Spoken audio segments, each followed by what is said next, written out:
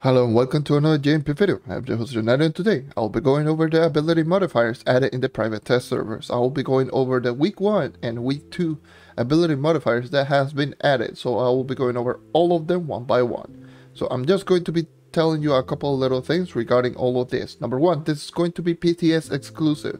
This is not part of any update whatsoever. This is just PTS. They're just testing things out. They're just looking for feedback so they can maybe add it in the future.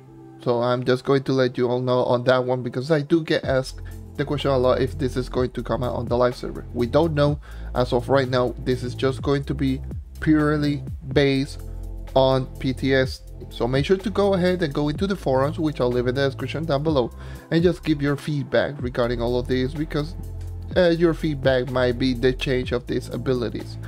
Now, I'm just going to tell you also one more thing. Is going to be that these are going to be my own personal opinion on all of the abilities because I'll be giving obviously my own personal feedback regarding all of the abilities, how do they work, yada yada yada, you get the point, and suggestion if needed.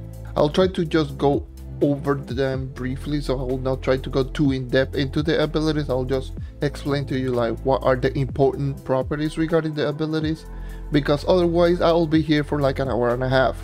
And even though probably it's going to end up being that way, it's just going to be, you know, better for me to just briefly talk about it rather than just going full in depth because there's 17 abilities, so keep that in mind. Again, once again, I'll leave in the description down below the patch notes so you can read it for yourself. And yeah, so the first one is going to be 9 ability modifiers. All of them are going to be for the Neon Ninja, Pirate Captain, Candy Barbarian, Tomb Raider, Shadow Hunter, Gunslinger, Boomeranger, Bard, and Chloromancer. All of the characters, these are all of the characters that actually get their abilities modified in week 1. You can actually just modify their abilities by equipping a ring that you get in the claims menu. So let's get started. First of all, let's start talking about Float Like a Butterfly for the Neon Ninja. Neon Ninja has an ability that pretty much activates whenever you activate your ultimate ability, Final Technique, and it pretty much gives you an 8-second slow falling. Slow falling is going to be the same thing as the Gunslinger's passive abilities where you float around, and the slow falling persists even if you do deactivate the ultimate ability with a shadow flip. So overall, this ability is pretty bad for the Neon Ninja because it's slow falling. The Neon Ninja is all about speed, and giving him a slow falling is just going to kill the momentum of the character. That's not particularly good, no matter which character that you're using, and not even the Gunslinger if I'm being honest. And yeah, the Neon Ninja, honestly speaking, with this it doesn't necessarily work. I don't need to explain too much regarding this because obviously slow and Neon Ninja really doesn't fit well. So you can clearly see that it's pretty bad. So my own personal suggestion regarding this is going to be obviously get rid of the slow falling. That doesn't work on any character, not even the Gunslinger. My own personal opinion would be just if they're going with something regarding the Final Technique, make it so that it actually just generates shuriken charges whenever you attack with the basic attack, and make it so that you're always in stealth mode during the whole duration. So stealth mode is going to be the movement speed buff whenever you get shadow flip, and make it so that you generate shuriken charges whenever you hit an enemy with the ultimate ability basic. So whenever you get yourself full shuriken charges, it will automatically just throw down a shuriken. That would be pretty nice in my own personal opinion. So Float Like a Butterfly for the Neon Ninja, not good. So there's that. Number 2 is going to be Pirate Captain's All Hands on Deck. So essentially what it does is going to be whenever you activate your ultimate ability Man of War, you're going to spawn a Pirate Cannoneer. Pirate Cannoneer is going to be the regular pirate enemy with a cannon, so it's just going to work exactly as the regular enemy that you fight in the treasure isles. So overall it has all of the bad properties regarding the Pirate Cannoneer, well, regarding the enemy, and it has it as a minion. So it targets enemies at random, it's pretty bad at tracking, it can miss very easily, so it also a single target, so if it hits the incorrect enemy, that pretty much that's a waste. And not only that, it's a ranged enemy, so whenever enemies get close to it, because it can take aggro, he will start running away, making it much more difficult for you to actually just keep following the enemies. So yeah, it has all of the bad problems. And let's not talk about the damage, because as of right now the damage seems to be glitched out and you seem to be doing no damage whatsoever, like none. And I don't know the damage multiplier because it doesn't say any numbers and whatever it might be. So as of right now, my own personal opinion regarding the damage would be if better if that turns into like a 6 times damage attack. Make it so that it shoots faster, make it so that it has better AoE, make it so that it doesn't take damage and also doesn't move. So yeah, that would probably be all of the 5 changes. Just make it better all around, because as of right now it's just weak. And with all of that, that would make the pirate captain much better, even though it's not going to help out the character's weaknesses, but the character's strengths are going to be better, which are going to end up in DPS. So that's going to help out in DPS if they just give it like that. And a pirate minion that actually just shoot an enemy that does 6 times damage alongside the Man of War that also does 6 times damage, that will help out greatly in terms of DPS.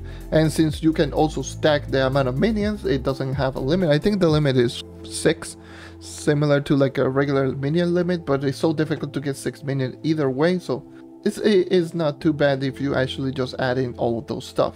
Anyways, moving on. Next up is going to be the Candy Barbarian. Candy Barbarian has an ability called Spin to Win.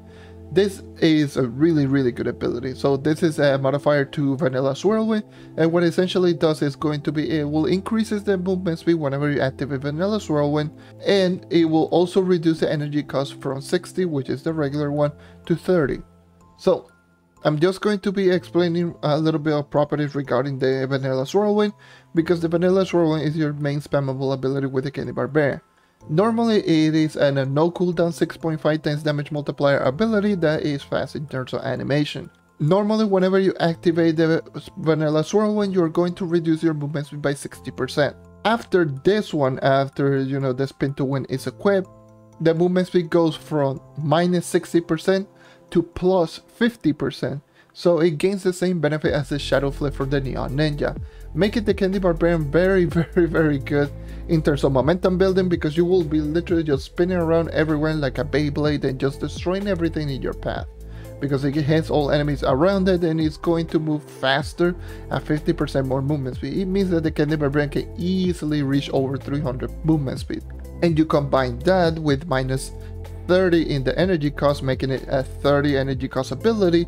It means that you can spam it more often, especially if you do have energy regen ring, energy regen weapon. That's going to make it much more spammable and make the character much better. In terms of something like clearing a 5-star dungeon, is going to be really good. This is one of the best one, and probably my favorite one out of week 1. Yeah, in my own personal opinion, no suggestion whatsoever. This is just great the way it is, and I don't think it's overpowered. I don't think it's just way too strong, because Vanilla Swirlwind is not particularly the best ability out there, but it makes it really good and really fun to play. So yeah, that's the Spin to Win from the Candy Barbarian. Next up is going to be Tomb Racer's Ghost More. So what essentially does is whenever you activate Banshee's Boon, it's going to cost less energy per tick. So ticks is going to be once every quarter of a second.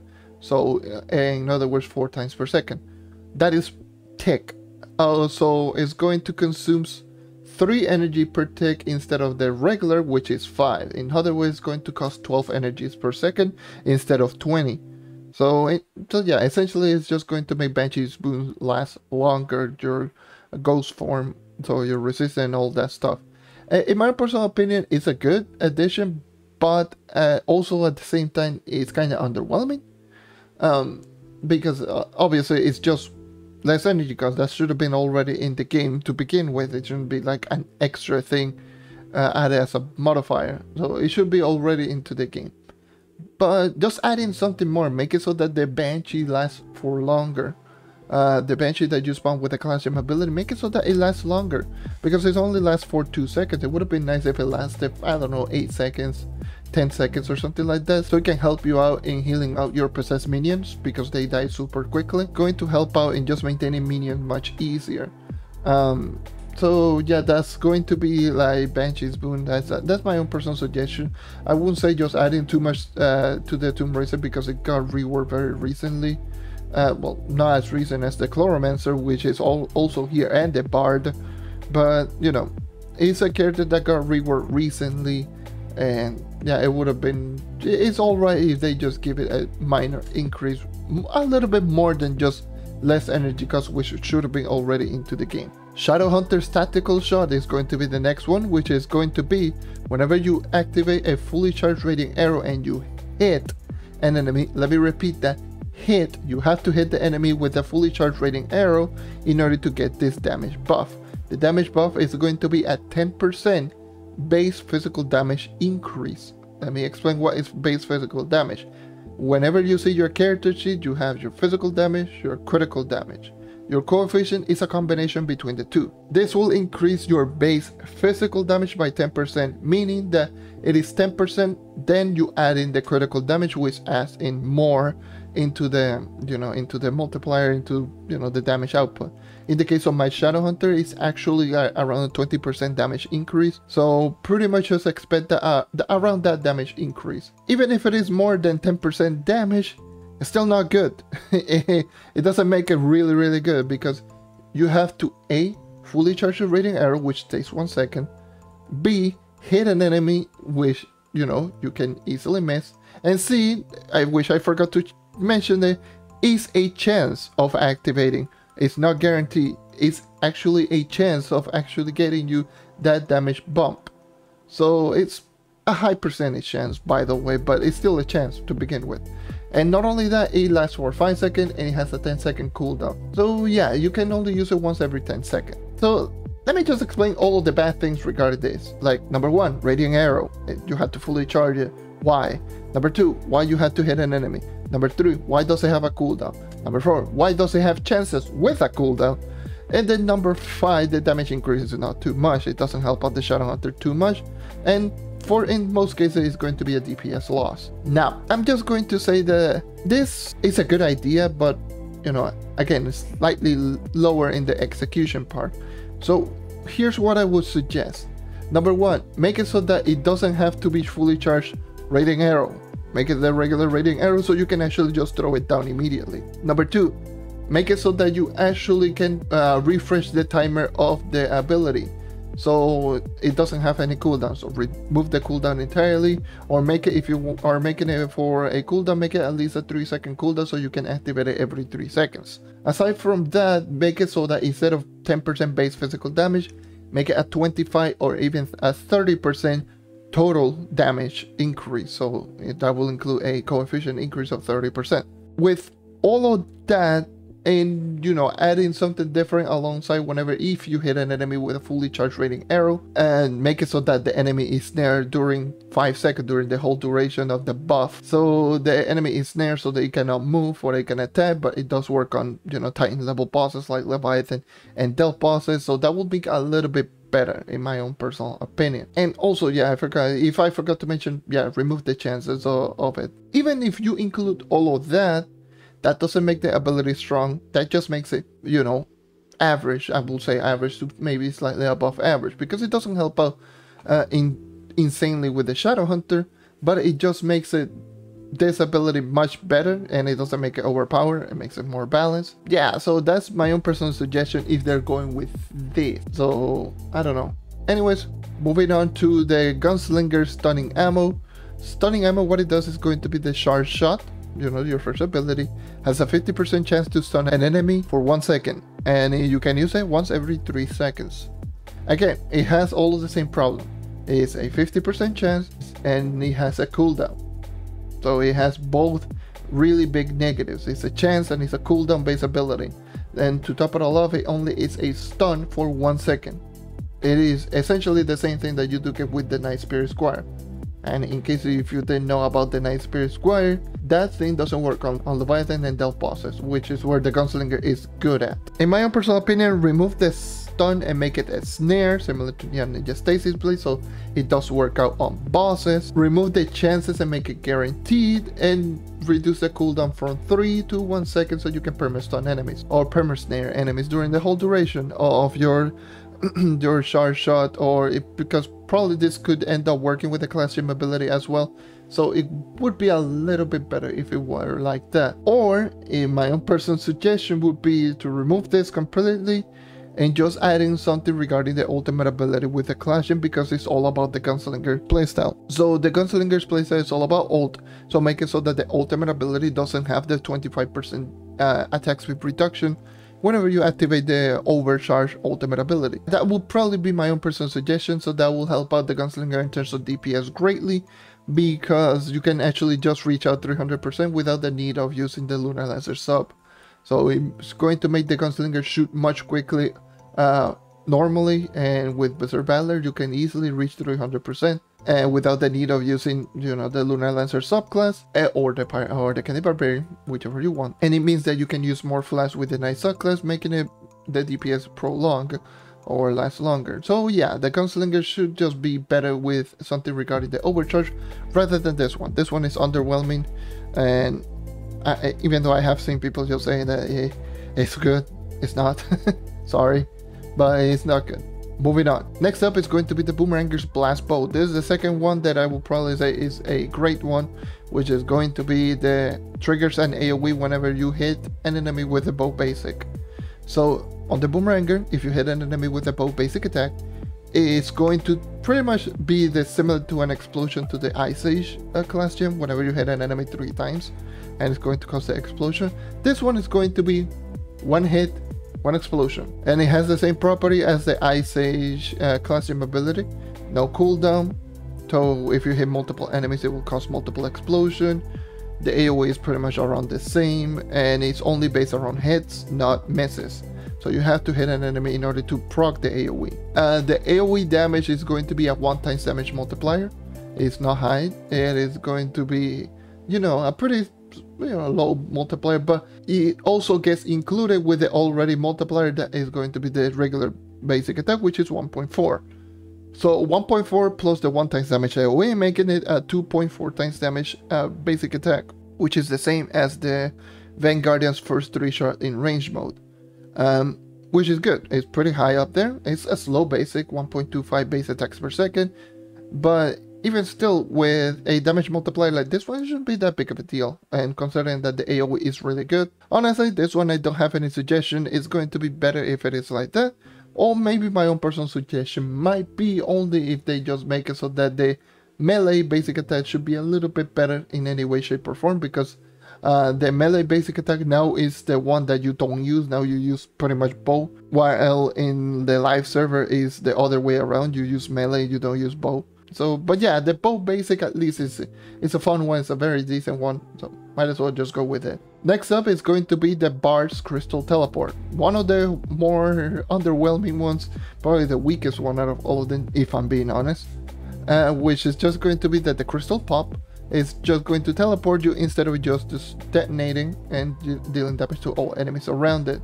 So for those who don't know what this Crystal Pop is going to be the second stage of the Singing Crystal ability, or your second ability. So normally you throw down the Singing Crystal, and then you press the ability again, and it's going to detonate, dealing damage to all enemies around it. With the Crystal Teleport, that gets removed completely, the AoE, and it pretty much gets changed with a teleport, you instant teleporting to the crystal's location. This is absolutely terrible. I'm not going to put it out there. This is absolutely terrible because, number one, the distance is super short. You can easily outrun the crystal with movement speed gear, and considering that the Bard has a movement speed buff, you can easily outrun the crystal. It's just a weaker grappling spear that the Lunar Lancer has, but on this character, I don't know, it's just bad. It has short range. It doesn't do any damage whenever you activate the teleport, unlike the Crystal Pop, which does a 3.5. You know, it's just bad all around. I don't need to explain regarding this. It's just bad. Doesn't do any damage. You can easily outrun the crystal. It doesn't have anything going for. So my own personal suggestion, I still don't know, because again, I play normally on console, so I don't have a lot of testing with the Bard. And that being said, the Bard is still a very new class. A really, really new class. It's the newest class added. It was added this year. So adding it already like an ability modifier to improve upon the Bard doesn't seem like it makes a lot of sense to me, because the character is already so new that the character already pretty much is just on par with most of the top characters. So I don't know what I would suggest in the week 2, which, you know, this character got another ring ability in week 2 for some reason. Yeah, in week 2 it's more of those. It's just better than like the ring in week 2. Anyways, so yeah, that's Crystal Teleport. It's just bad. And lastly, in week 1, it's going to be the Chloromancer Spider Barrier. So what it essentially does is going to be whenever you reach 50% of your HP, you're going to have a shield that absorbs all damage for 30% of your HP during the whole duration of the ability. You might be thinking, why do I know all of these numbers? Because it is literally the old passive ability from the Chloromancer. It's the Chloromancer's pre-patch or pre-rework passive ability. This is exactly the same. It works exactly the same. It's literally essentially the same thing. And again, I wouldn't suggest a lot of things to be added with the Chloromancer because it got reworked not long before the bar was introduced, also this year. So again, I wouldn't personally suggest a lot of things regarding the Chloromancer and just adding new things. So this one is fine, I guess. It just helps out in survivability a little bit. But aside from that, it's just the old passive, which is not great. So maybe adding something different, who knows? I don't know what would be, but at least this one is just weak. So yeah, that is going to be all 9 ring abilities in week 1. Again, if you want your own personal feedback and suggestion, make sure to go ahead and go into the forums and just let them know. Let everyone know what are your opinions and thoughts, and just maybe they can just fix this or not fix it, at least just change it in the future. With all of that being said, let's get started with week 2. Probably the best one out of the 2. So it's going to end up having 8 of the ring abilities, which are going to be for the following characters: the Revenant, the Draco, the Knight, Vanguardian, Fae Trickster, Dino Tamer, Neon Ninja again, and the Bard again. So let's just go over all of them. This week is much better than the week 1. So I'm just going to be going over all of them one by one. So starting up with the Revenant Speed Spears. What it does is just going to be that the Spirit Spears, it no longer reduces your movement speed. Pretty much you will be running at 100% whenever you activate Spirit Spears. Spirit Spears is your second ability, your spears that you toggle on and off. Normally it will reduce your movement speed by 60%, and with this it doesn't reduce any movement speed whatsoever. Doesn't give it any movement speed, but it's just 100% movement speed. So if you're running at, let's just say 200 movement speed without Spirit Spear, whenever you activate this ability, you will be still running at 200 movement speed and just literally becoming a Revenant lawnmower. So week 1 was the Candy Barbarian's Beyblade ability. This week is just going to be the lawnmower for the Revenant. Pretty nice. Anyway, so yeah, I wouldn't just give any suggestion regarding this. Maybe just lower the health cost whenever you are using this ability, but in my own personal opinion, it's fine the way it is because you can still use flies, you can still do everything while in Spirit Spear, and it's a toggle on and off ability, so I don't have any problems with this one. Next up is going to be Dracolyte's Dragon Force. So what it does is going to be, it will summon 2 Dracolyte's allies, similar to the Class Gym ability, whenever you activate your ultimate ability. So every time you activate your ult, you're going to summon your 2 Draco babies similar to the Class Gym ability. So the Class Gym ability is just going to be, you know those minions that pretty much do the most amount of DPS. It's just going to summon 2 of them regardless if you do have or do not have the Class Gym, which is just going to help out the character early game, and it's also going to help out on the Draco in just ramping up in the damage. And just whenever you start off, let's just say a dungeon, you can just activate the ultimate ability and you don't have to throw down all of your bombs, and it's going to ultimately be better for the character, especially in the early game. So I don't have a lot of suggestion regarding this because it just helps out on the character's already good kit, and the Draco really doesn't need a lot of damage or buff increase or whatever it might be. The only thing that I might suggest is just going to be to look into the Spitfire ability, because again, that ability is just very difficult to spot. So normally you have to keep spamming the ability in order to actually just keep throwing the fireball. Make it so that it's going to be more of a toggle on and off ability, so that it automatically shoots enemies whenever you have the ability active. Or make it, I don't know, make it do something different. Make it so that it gives a buff. Make it so that it does something, but as of right now it's pretty hard to spot the Spitfire, so maybe look into that one instead of just change this one. This one is entirely fine, so that's going to be that one. Now, next up is going to be for my own personal main character, the Knight, which has Overcharge. What it does is going to be whenever you activate the charge ability, you're going to gain a movement speed buff. By the way, it does work with the class gem ability Spirit Squire, because it's tied to, you know, the class gem ability, it is tied to the charge ability. So both of them, both with or without the class gem, does work out with the movement speed buff.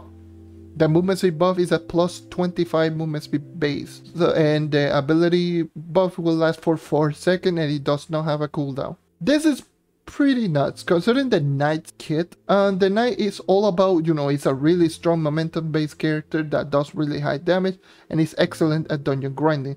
The only thing that the Knight has weakness is going to be the movement speed. You know, it has base movement speed at 40, being the slowest character in the game. You know, it's a slow character all around. Here's the thing, with this it pretty much removes the only character's weakness, which is just going to be the movement speed. Giving it a plus 25 movement speed on a non-cooldown 4-second ability, by the way, is pretty insane. On its own, it doesn't sound like a lot, but considering that we're talking about the Knight in terms of context, excellent. This is just pure excellent. I don't know how I feel about it because it makes the Knight way too good for dungeon grinding. Now the Knight is easily competing with Dino Tamer. I'm not exaggerating when I say that the difference is 15 base movement speed less. While the Knight can one-shot, Dino Tamer cannot.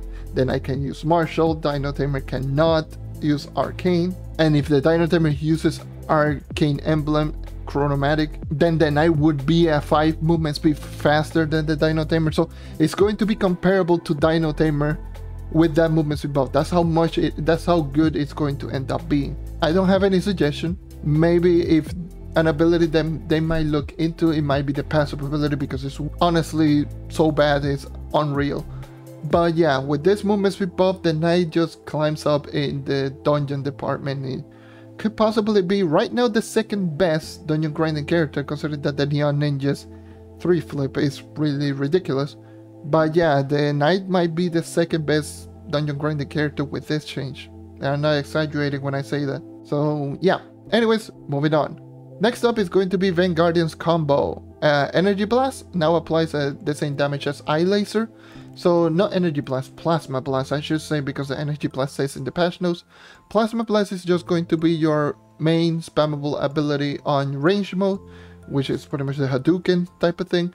That ability is just going to, you know, normally doesn't do anything, it's just AoE. But it just gives you the same damage increase that the Eye Laser, the Eye Beam ability does. So the Eye Beam normally is just going to, whenever you hit an enemy with that ability, you're going to dash out, I believe it's like 2.5% damage, base damage increase. I don't know how much it is. It's pretty much essentially almost like 1/4 of the Shadowhunter's tactical shot increase. It's just 1/4 of that one. It's super weak. It's not noticeable like in the slightest. And adding this into the range mode is not going to make it even noticeable. So anyways, so my own personal suggestion would be Vanguardian has a really self-sufficient kit, and it's really good all around. But the only problem that I have is going to be hit detection, especially on range mode. Range mode hit detection is really rough, and melee in some cases with Eye Beam and some of the basic attack is kind of rough, but it is even more apparent on the range mode. The range mode basic is rather rough, so maybe look into that one more. Make it so that it does have better AoE capabilities, so it can actually have higher chances of hitting enemies. And the projectile make it faster, so you can actually just hit enemies, because the projectile seems to be somewhat on the slower side. So yeah, I'll probably just say just those two things that will make it a little bit better, rather than just a damage increase whenever you hit them with the Plasma Blast. Next up is going to be the Fae Trickster's Mobilize. This one is another very interesting one. So what it does is whenever you activate Fairy Dance, aka your ultimate ability, you're going to summon one large staff instead of all of those 3 that you normally summon, and it's going to follow you. And instead of just standing still, just shooting at one enemy that is just nearby, it's going to have the same properties as all of those 3 staffs, or staves I should call them. So all of them normally is just going to do 2 times damage multiplier per staff. which is just going to be a total of 6 times damage on all 3 of them, and it shoots a little over once a second. With this one, it's just going to pretty much do exactly the same thing. It's going to have the same fire rate, it's going to be single target, it's going to dish out 6 times damage multiplier, and you can have up to a maximum of 4 of them at the same time. So I need to just mention that out there. You can have up to a maximum of 4 of those. So if you can actually just keep activating that ability, which is very easy to maintain that, because for some odd reason the immobilize ability, the staff, actually lasts for like 30-35 seconds of duration. Like it pretty much lasts for the entirety of the cooldown. With the cooldown like per little food or something like that, you can easily just maintain that 100%. It's not even funny. Anyways, my own suggestion would be that the ability is already really good. It does help out with in terms of like DPS with the Fae Trickster, even though the DPS is good already, but it does help out in the DPS in case you miss the ultimate ability, or in case you don't I don't know, in case you activate it on another dungeon and then you went out of the dungeon and you wanted to just see a world boss or whatever it might be. It just helps out in that case. In my personal opinion, would be better if the staff would be faster, because it is pretty slow. It can still move really fast, but it would have been better if it were like essentially stuck with the Fae Trickster and it will shoot alongside with you at random, similar to like a turret on your back, and it will just shoot enemies at random. Or if you do hit an enemy in particular, it's just going to prioritize that enemy that you're shooting at. That would be a little bit, that would be cooler in my own personal opinion. And so essentially just having like a turret on your back and just shooting at all enemies, that would be really, really nice. Aside from that, that probably will be everything regarding the ability. You can still do all of the same burst damage craziness that you can do with the Fae Trickster, because the Fae Trickster is one of the few characters that actually can do animation cancel with a lot of the abilities. You can actually just activate Fairy Dance while you're in the animation of Fairy Dance, whenever the Fae Trickster is just slamming down his staff, or her staff I should say. Whenever he's slamming down the staff, you can actually just press Glitter Bomb and it will just cancel out the animation and throw down a Glitter Bomb, and you can cancel out the Glitter Bomb animation with a basic attack. You can literally just throw down all 3 abilities really quickly, which helps out in burst damage with the Fae Trickster. I have done that. You probably just check out on the end game Fae Trickster video. You can actually just see what I mean. I actually did explain that. And yeah, the Fae Trickster's burst damage is really, really fun to do, and considering with this one it's just ultimately much better. So yeah, this one is really, really fun. So I don't have any problems with it as of right now. It's just fun to play around with, and it lasts for a long time, so which is really nice. Anyways, the last one that is new one for a new character is going to be the Dino Tamer. You know, the other 2 are going to be Neo Ninja and Bard, but the Dino Tamer has an ability called Deep Wounds. Just to put it out there very, very quickly, it's just going to be a, because the patch note says something really, really weird. It just applies a damage taken increase debuff to enemies dealt damage by a Dino Tamer and their summon. Like it's what essentially what it does is, whenever you hit an enemy with a dino body, so whenever one of your dino bodies hits an enemy, you get the same benefit as the Vanguardian's combo, so the I-beam and the range mode attack, the tactical shot from the Shadowhunter. So you just get a small damage increase, and in the case of this one is a base damage increase, base magic damage of 2.5%. Again, it's just 1/4 of the Shadowhunter's damage increase. Pretty terrible considering that this character generally doesn't need a damage increase, to be honest. It generally, what it needs personally, what I would say is make it so that the character can fly whenever you're in ult. Like the character cannot fly, the Dino Tamer cannot use wings whenever you're in ultimate ability. Make it so that you can use wings. So whenever you are doing a dungeon in Geo Topside and the dungeon has one of those left, you can actually just go all the way up top instead of just jumping your way all the way to the top, which is much rougher than just one motion and just going all the way to the top. That's much better because there's a lot of dungeons like that in Topside. So that would probably be my suggestion. Just remove this entirely. It's not good. And just adding wings to the Dino Tamer, that would be better. Now, let's start talking about the Neon Ninja. Why this makes the Neon Ninja now undoubtedly the best dungeon grinding character in the game, and it's not going to be even close. And that's going to be the Neon Ninja's 3 flip. So what it essentially is going to end up doing is whenever you use a Shadow Flip, you're going to get 3 shurikens instead of 1. Well, instead of none, because let me just explain. In the Depth Stepper update, the Neon Ninja, whenever you activate Shadow Flip, you get 1 shuriken charge. That's part of the Depth Stepper update. However, normally in the live server, you don't get any shuriken charges whenever you do a Shadow Flip. And with this ring ability, you're going to get 3 shuriken charges with this character. This is just absolutely ridiculous. It is super strong. Look at all the applications that this can be used. This can be used to increase momentum, so you don't have to get close to the enemy in order to actually just kill the enemy so you can get movement speed buff. All you gotta do is 1 Shadow Flip, throw shuriken, and that's it. The shuriken will guarantee killing that enemy 1 shot, and you will get all movement speed buff. In other words, momentum will be increased to 11, because essentially it's just going to remove all of the weakness that the Neon Ninja had. So imagine you right now, if you're playing on the live server, just make sure to go into the Neon Ninja, fully charge your shuriken, and then just see an enemy while you're in midair. Try to kill the enemy with fully charged shuriken. That is going to be how it's going to end up being. Just running around with full shuriken charges all the time, and every time you do a Shadow Flip, it's going to refresh the timer, so it's not going to even end up disappearing, and it's just going to make dungeon clearing much better, because you don't have to 1, 2, 3 backflip shuriken, 1, 2, 3 backflip shuriken. All you gotta do is backflip shuriken, that's it. Just remove the basic attack entirely, and all you gotta do is just backflip and shuriken. That's it. Which is honestly so good, it's ridiculous. And it also can be used in application for bossing, because the class gem ability shuriken can actually snare enemies in their place. So you can technically just perma snare enemies with 1 backflip shuriken, backflip shuriken, backflip shuriken, just keep doing that over and over again, and you don't even need to get close in order to do the massive amounts of damage.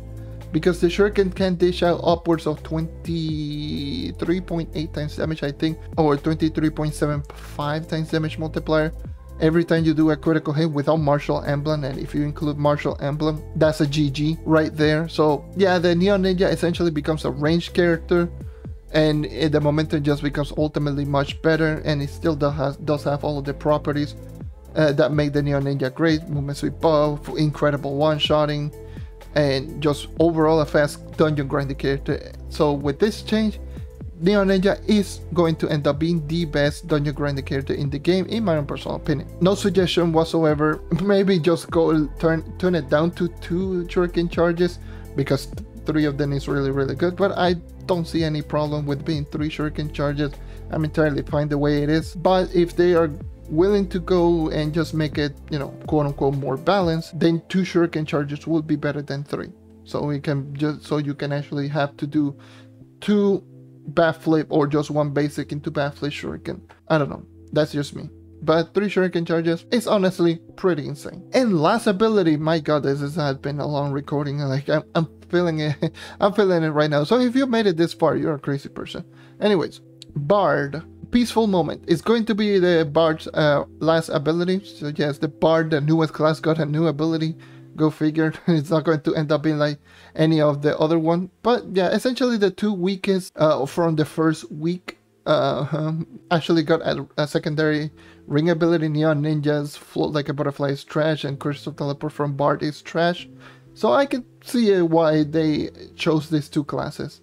But yeah, Peaceful Moment is just going to be that the Peaceful Song ability, or the song buff, it's going to end up giving a damage reduction. From my testing, the thing that I managed to see was around a 30% damage reduction. So yeah, 30% damage reduction for the whole 30-second duration. That's not too bad, I will say. So yeah, it's honestly not too bad. But for those who don't know what Peaceful Song is, Peaceful Song is the second song, not the one that grants you movement, so it's the one that heals you, the blue song. So yeah, and that is going to be Peaceful Song. So yeah, it will just give you, alongside the healing, it's going to give you a damage reduction for 30 seconds, which is very nice in terms of survivability. But yeah, that's going to end up being all 17 abilities. My god, this is such a long commentary. I don't know how I'm going to end up editing this. I'm probably just going to cut down not too much in terms of like audio, and that's it. I'll just leave it the way it is. Just give you some background footage of when I did this on live commentary, because normally I did this live commentary and it was like an hour and 20 minutes long, so I scrapped it down to what it is right now. So yeah, either way, that's going to end up being all of the abilities added. Some of them are great, some of them are decent, mediocre, and some of them are just straight on terrible. From week 1 and week 2. My own personal favorite obviously is the Knight, because you know it's the Knight, it's my favorite character. But the one that I'll probably say is the strongest out of all of them, including week 1 and week 2, is the Neon Ninja's 3 flip, because that just changes all of the weaknesses from the Neon Ninja and makes it so good. It's ridiculous. Again, make sure to go into the forums, make sure to leave your suggestion, so that the developer can just go ahead and just go with all of these and just make it a little bit better. All of these are just tied to the PTS. All of these are just experimentation only, so we don't know if this is just going to end up being in the next update. Maybe, who knows, maybe one of them, maybe two of them might come out with the Death Stepper update. But as of right now, none of them are confirmed with the Death Stepper update. They're just testing for the PTS, just letting you know. But with all that being said, thank you for watching, thank you for sticking around. As always, leave a like, subscribe for more content like this, and I hope to see you guys next time. Take care and keep on hunting, and if they add in more ring abilities, I'll just try to do a live stream first and then just do an explanation video like this one later on. With all that being said, farewell.